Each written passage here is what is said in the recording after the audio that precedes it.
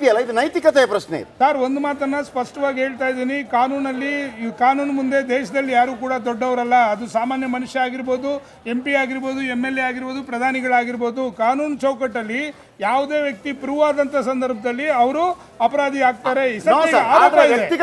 ವ್ಯಕ್ತಿಗತವಾಗಿ ಒಂದು ನೈತಿಕತೆ ಅಂತ ಇರುತ್ತೆ. ಕಾನೂನು ಏನ್ ನಿರ್ಧಾರ ಕೈಗೊಳ್ಳುತ್ತೆ ಬೇರೆ. ಒಂದು JDS ಅನ್ನುವಂತ ಒಂದು ಪಾರ್ಟಿ ಇದೆ, ದೇವೇಗೌಡರು ಅನ್ನುವಂತ ಹಿರಿಯರಿದ್ದಾರೆ. ಆಮೇಲೆ ಒಂದು ಕಾರಣಕ್ಕಾಗಿ ಒಬ್ರು ಶಾಸಕರು, ಮಾಜಿ ಸಚಿವರು ಜೈಲಿಗೆ ಹೋಗಿ ಬರಬೇಕಾಗತ್ತೆ, ಮತ್ತೊಬ್ಬರು ಜೈಲಲ್ಲಿದ್ದಾರೆ. ಇದೆಲ್ಲ ಒಂದು ನೈತಿಕತೆ ಅನ್ಸಲ್ವಾ ನಿಮಗೆ? ಒಂದು ಮಾತನ್ನು ನಾನು ಸ್ಪಷ್ಟವಾಗಿ ಹೇಳ್ತಾ ಇದ್ದೀನಿ. ಸನ್ಮಾನ್ಯ ದೇವೇಗೌಡರ ಬಗ್ಗೆ ತಾವೇನು ಮಾತನಾಡ್ತಾ ಇದ್ದೀರಾ, ಯಾವ ದೇವೇಗೌಡರ ಮಾತಿಗೆ ಹೋಗ್ಬಿಟ್ಟು ಅವ್ರು ಬಂದು ಸರೆಂಡರ್ ಆಗಿರ್ತಕ್ಕಂಥ ಸಂದರ್ಭದಲ್ಲಿ ಅದರ ವಿಚಾರ ಮುಗಿದಿರ್ತಕ್ಕಂಥದ್ದು ಕಾನೂನು ಸಂಬಂಧಪಟ್ಟಿರ್ತಕ್ಕಂಥ ನಮ್ಮ ವಿಚಾರ ಅಲ್ಲ. ನಮ್ಮ ಮಾತನ್ನು ನಾವು ಉಳಿಸ್ಕೊಂಡಿದ್ದೀವಿ. ನೀವು ಕಾನೂನಾತ್ಮಕವಾಗಿ ನೀವು ಏನೇ ತೀರ್ಮಾನ ತಗೊಂಡ್ರು ಕಾನೂನು ನಾನು ತಲೆ ಬಾಗ್ತೀವಿ ಅಂತಕ್ಕಂಥದ್ದು ಸ್ಪಷ್ಟ. ಕಡೆದಾಗಿ ಅಂದ್ರೆ ನಿಮ್ಗೆ ಇನ್ನ ಬೇರೆ ಪ್ರಶ್ನೆ ಕೇಳಕ್ಕಿದೆ. ಅದಕ್ಕೆ ಮುಂಚೆ ಇದಕ್ಕೆ ರಿಲೇಟೆಡ್ ಈಗಷ್ಟೇ ನಾವು ಗಮನಿಸ್ತಿದ್ವಿ, ಮಂಡ್ಯ ಹಾಗೆ ಕೋಲಾರದಲ್ಲಿ ಸಂಭ್ರಮಾಚರಣೆ. ಅಲ್ಲಿ ಹೋಗಿರೋದು ಕಾರ್ಯಕರ್ತರು. ಹಾಸನದಲ್ಲಿ ಇನ್ ಕೇಸ್ ನೀವ್ ಹೇಳ್ದಂಗೆ ಗೆದ್ರೆ ಕಾರ್ಯಕರ್ತರು ಹೋಗಿ ಹಾಸನದಲ್ಲಿ ಜೈಕಾರ ಹಾಕ್ತಾರಾ ಸರ್? ನೋಡಿ ಮೇಡಮ್, ಉಳಿಸ್ಕೊಂಡಿದ್ದಾರಾ ನಿಮ್ಮ ಹಾಲಿ ಸಂಸದರು? ಮುಂದಿನ ಕೇಸ್ ಸಂಸದರಾದ್ರೆ ಪ್ರಜ್ವಲ್ ರೇವಣ್ಣ ಅವರು ಉಳಿಸ್ಕೊಂಡಿದ್ದಾರೆ. ಒಂದು ಪ್ರಶ್ನೆನ ಸ್ಪಷ್ಟವಾಗಿ ನಾನು ಒಂದು ಮಾತನ್ನು ಸ್ಪಷ್ಟವಾಗಿ ಹೇಳಕ್ ಇಚ್ಛೆ ಪಡ್ತೀನಿ. ಯಾವುದೇ ಪಕ್ಷದವರಾಗಿರ್ಲಿ, ಆ ಪಕ್ಷಕ್ಕೆ ತಂದೆ ಆದಂತ ಅಭಿಮಾನಿಗಳಿದ್ದೇ ಇರ್ತಾರೆ. ನಾವು ಕಷ್ಟಪಟ್ಟು ಸಾವಿರಾರು ವರ್ಷಗಳು ಪಕ್ಷಕ್ಕಾಗಿ ದುಡಿದಿದ್ದೀವಿ. ಉದಾಹರಣೆಗೆ ನಾನೇ ತಮ್ಮ ಕಣ್ಣು ಮುಂದೆ 25 ವರ್ಷಗಳ ಕಾಲ ಪಕ್ಷಕ್ಕೆ ದುಡಿದಿದ್ದೀನಿ. ನನ್ನ ಪಕ್ಷದ ಒಬ್ಬ ನಾಯಕ ಗೆದ್ದಂತ ಸಂದರ್ಭದಲ್ಲಿ ಸಂಭ್ರಮ ಅಂತಕ್ಕಂಥ ಅನ್ನೋದಕ್ಕಿಂತ ನಮ್ಮ ತೃಪ್ತಿ ಅಂತ, ಆತ್ಮತೃಪ್ತಿ ಅಂತಕ್ಕಂಥದ್ದು ಇದ್ದೇ ಇರುತ್ತೆ. ಅಂತ ಸಂದರ್ಭಗಳಲ್ಲಿ ನಮ್ಮ ನಾಯಕರುಗಳಿಗೆ ನಾವು ಒಂದು ಅಭಿನಂದನೆಗಳು ತಿಳಿಸತಕ್ಕಂಥದ್ದು ನಮ್ಮ ಕರ್ತವ್ಯ. ಅದು ಆ ಕೆಲಸವನ್ನು ನಾವು ಮಾಡ್ತೀವಿ. ತಾವು ಮಂಡ್ಯ ವಿಚಾರ ಹೇಳಿದ್ರಿ. ಮಂಡ್ಯದಲ್ಲಿ ಇವತ್ತು ಜನ ಯಾವ ಒಂದು ಮಂಡ್ಯ ಭಾಗದಲ್ಲಿ ಇರ್ತಕ್ಕಂಥ ನೀರಾವರಿ ಯೋಜನೆಗಳ ವಿಚಾರದಲ್ಲಿ ನಾನು ಅನೇಕ ಸಂದರ್ಭಗಳಲ್ಲಿ ಹೇಳಿದ್ದೀನಿ ಮಾಧ್ಯಮದ ಮುಂದೆ.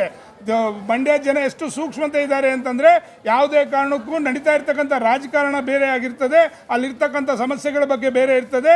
ನೀರಾವರಿ ಯೋಜನೆಗಳ ಬಗ್ಗೆ ಮಂಡ್ಯ ಜನತೆ ಯಾವತ್ತೂ ಕೂಡ ಅವ್ರದ್ದೇ ಅಂತ ನಿರ್ಧಾರಗಳು ತಗೋತಾರೆ. ಅದಕ್ಕೆ ಸೂಕ್ತವಾದ ವ್ಯಕ್ತಿ ಅಂತ ಸನ್ಮಾನ್ಯ HD ಕುಮಾರಸ್ವಾಮಿ ಅವರು ಅಂತಕ್ಕಂಥದ್ದು ಅವ್ರು ಆವತ್ತೇ ತೀರ್ಮಾನ ಮಾಡಿದರು. ಅದಕ್ಕೆ ಇವತ್ತು ಬರ್ತಾ ಇರ್ತಕ್ಕಂಥ ರಿಸಲ್ಟು. ಮತ್ತು ಕೋಲಾರದಲ್ಲಿ ಸ್ಪಷ್ಟವಾಗಿ ನಾವು 3 ಜನ MLAಗಳಿದ್ವಿ. ಕಳೆದ ಬಾರಿ ಅದೇ ಒಂದು ಡಿಬೇಟಲ್ಲಿ ತಮಗೆ ಹೇಳಿದ್ದೆ, ಯಾವೊಂದು ಮುನಿಸ್ವಾಮಿ ಅವರು ಕಳೆದ ಬಾರಿ ಗೆದ್ದಂಥ ಸಂದರ್ಭದಲ್ಲಿ ಯಾವುದೇ ಒಂದು ಸೀಟು ಕೂಡ ಆ ಕ್ಷೇತ್ರದಲ್ಲಿ ಇರಲಿಲ್ಲ. ಆದರೆ ಅವರು ಸರಿಸುಮಾರು 1.25 ಲಕ್ಷದ ಲೀಡಲ್ಲಿ ಗೆಲ್ತಾರೆ. ಇವತ್ತು ಆ ಮತ ಮತ್ತೆ ನಾವೇನು NDA ಜೊತೆ ನಾವು ಭಾಗವಾಗಿದ್ದೀವಿ, ಎಷ್ಟು ಅಂತರದಲ್ಲಿ ಗೆದ್ದು ಬಿಗ್ತಾರೆ ಅನ್ನೋದನ್ನ ಕಾದೋಣ. ಕ್ಯಾಮರಾ ಪರ್ಸನ್ ರಾಜು ಜೊತೆ ಅಶ್ವಥ್, ರಿಪಬ್ಲಿಕ್ ಕನ್ನಡ, ಹಾಸನ.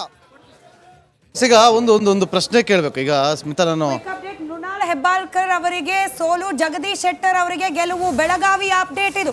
ಬೆಳಗಾವಿಯಲ್ಲಿ ಗೆದ್ದು ಬೀಗಿದ್ದಾರೆ ಜಗದೀಶ್ ಶೆಟ್ಟರ್, ಸೋತಿದ್ದಾರೆ ಲಕ್ಷ್ಮೀ ಹೆಬ್ಬಾಳ್ಕರ್ ಅವರ ಪುತ್ರ ಮೃಣಾಲ್. ತಿಕೋಡಿಯಲ್ಲಿ ನಾವು ಲಾಸ್ಟ್ ಟೈಮ್ ಗಮನಿಸಿದಂಗೆ ಪ್ರಿಯಾಂಕಾ ಜಾರಕಿಹೊಳಿ ಅವರು ಮುನ್ನಡೆಯಲ್ಲಿದ್ರು. ಗೊತ್ತಿಲ್ಲ ಅಲ್ಲಿ ಏನಾಗುತ್ತೆ ಅಂತ ಹೇಳಿ. ಈಶ್ವರ್ ಖಂಡ್ರೆ ಅವರ ಪುತ್ರ ಸಾಗರ್ ಖಂಡ್ರೆ ಕೂಡ ಬೀದರ್ನಲ್ಲಿ ಮುನ್ನಡೆಯಲ್ಲಿದ್ರು. ಅಲ್ಲಿನ ರಿಸಲ್ಟ್ ಈಗಲೂ ಕೂಡ ನಾವು ನಿರೀಕ್ಷೆ ಮಾಡ್ತಾ ಇದ್ದೇವೆ. ಸ್ಮಿತಾ, ಇದು ಕಡಾಡಿ ಅವರದೇ ರಿಯಾಕ್ಷನ್ ತಗೊಂಡ್ಬಿಡ್ತೀನಿ. ಯಾಕಂದ್ರೆ ಜಗದೀಶ್ ಶೆಟ್ಟರ್ ಅವರ ಅಭ್ಯರ್ಥಿ ಅಂತ ಅನೌನ್ಸ್ ಆದಾಗ ಬೆಳಗಾವಿ BJP ಲೀಡರ್ಸ್ ಅಲ್ಲಿ ಅಸಮಾಧಾನ ಇತ್ತು. ಗೋ ಬ್ಯಾಕ್ ಜಗದೀಶ್ ಶೆಟ್ಟರ್ ಅಂತಂದ್ರು. ಬಹುಶಃ ಕಡಾಡಿ ಅವರು ಆರಂಭದಲ್ಲಿ ಗುರುತಿಸ್ಕೊಂಡ್ರು, ಆಮೇಲೆ ಅವರು ನ್ಯೂಟ್ರಲ್ ಆದ್ರು. ಕೌಟಿಗೆ ಮಠ ಆಗಿರ್ಬೋದು, ಕೋರೆ ಆಗಿರ್ಬೋದು, ಜಗದೀಶ್ ಶೆಟ್ಟರ್ ಯಾಕ್ರಿ ಬರ್ಬೇಕು ಇಲ್ಲಿ, ನಾವಿಲ್ವಾ ಅನ್ನುವಂಥ ಪ್ರಶ್ನೆಯನ್ನ ಮಾಡಿದ್ರು. ಈಗ ಜಗದೀಶ್ ಶೆಟ್ಟರ್ ಗೆದ್ದಿದ್ದಾರೆ. ಯಾವ ಪ್ರಿಡಿಕ್ಷನ್, ಯಾವ ಸ್ಟ್ರಾಟಜಿ ವರ್ಕೌಟ್ ಆಯ್ತು ಅಂತ? ಜಗದೀಶ್ ಶೆಟ್ಟರ್ ಗೆದ್ದಿರುವಂಥದ್ದು ಅದು ಒಬ್ಬ ವ್ಯಕ್ತಿಯ ಗೆಲುವಲ್ಲ, ಅದೊಂದು ಸಂಘಟನೆ ಗೆಲುವು, ಅದು ಪಾರ್ಟಿ ಗೆಲುವು. ಹೀಗಾಗಿ ಆ ಗೆಲುವಿನಲ್ಲಿ ಎಲ್ಲರದ್ದು ಪಾಲಿದೆ. ಎಲ್ಲ ಕಾರ್ಯಕರ್ತರು ಕೂಡ ಅಲ್ಲಿ ಶ್ರಮವನ್ನು ಹಾಕಿದ್ದಾರೆ. ನಾವು ಪ್ರಾರಂಭದಲ್ಲಿ ಹೇಳಿದ್ದು ನಿಜ ಇದು. ಯಾಕೆಂದರೆ ಸ್ಥಳೀಯವಾಗಿ ನೇತೃತ್ವ ಬೆಳಿಬೇಕನ್ನುವಂಥ ಕಾರಣದಿಂದ ನಾವು ನಮಗೆ ಅಲ್ಲಿ ಸ್ಥಳೀಯ ಇದ್ದವರಿಗೆ ಟಿಕೆಟ್ ಕೊಡಬೇಕನ್ನುವಂಥದ್ದು ನಾವು ಪಾರ್ಟಿಗೆ ಒತ್ತಾಯ ಮಾಡಿದ್ದೀವಿ. ಆದರೆ ಇದೊಂದು ರಾಷ್ಟ್ರೀಯ ಪಕ್ಷ, ಹೀಗಾಗಿ ಅನೇಕ ನಾಯಕರನ್ನ ಬೇರೆ ಬೇರೆ ಸ್ಥಳಗಳಲ್ಲಿ. ಯಾಕೆ ಜಗದೀಶ್ ಶೆಟ್ಟರ್ ಏಬಲ್ ಅನಿಸಿದಿಲ್ವಾ ನಿಮಗೆ ಅವಾಗ? ಅಲ್ಲ, ಜಗದೀಶ್ ಶೆಟ್ಟರ್ ಬಗ್ಗೆ ನಮ್ದೇನು ತಕರಾರು ಇರಲಿಲ್ಲ. ಸ್ಥಳೀಯ ನಾಯಕರಿಗೆ ಕೊಡಬೇಕನ್ನೋ ಆಗ್ರಹ ಇತ್ತು. ಹಂಗಂದ ತಕ್ಷಣ ಜಗದೀಶ್ ಶೆಟ್ಟರು ಏಬಲ್ ಅಲ್ಲ ಅಥವಾ ಅವ್ರು ವೀಕ್ ಇದ್ದಾರೆ, ಅವ್ರು ನಾವು ತಿರಸ್ಕಾರ ಮಾಡ್ತಿದ್ದೀವಿ ಅನ್ನೋಂಥದ್ದಲ್ಲ. ಜಿಲ್ಲೆಯ ನೇತೃತ್ವ ಬೆಳಿಬೇಕಂದ್ರೆ ಸ್ಥಳೀಯವಾಗಿ ನೀವು ನೇತೃತ್ವವನ್ನು ಕೊಡಬೇಕು ಅನ್ನುವಂಥದ್ದು ನಮ್ಮ ಆಗ್ರಹ ಆಗಿತ್ತು. ಜಗದೀಶ್ ಶೆಟ್ಟರ್ ಕೂಡ ಒಬ್ಬ ಮಾಜಿ ಮುಖ್ಯಮಂತ್ರಿ ಮತ್ತು ವಿರೋಧ ಪಕ್ಷದ ನಾಯಕರಾಗಿ ನಮ್ಮ ಜಿಲ್ಲೆಯ ಉಸ್ತುವಾರಿ ಸಚಿವರಾಗಿ ಭಾಳಷ್ಟು ಅಲ್ಲಿ ಕೆಲಸವನ್ನು ಮಾಡಿದ್ರಿಂದ ಪಾರ್ಟಿ ಅವರಿಗೆ ಒಂದು ಕಡೆ ಅಕಾಮಡೇಟ್ ಮಾಡಬೇಕು ಅನ್ನುವಂಥ ಕಾರಣದಿಂದ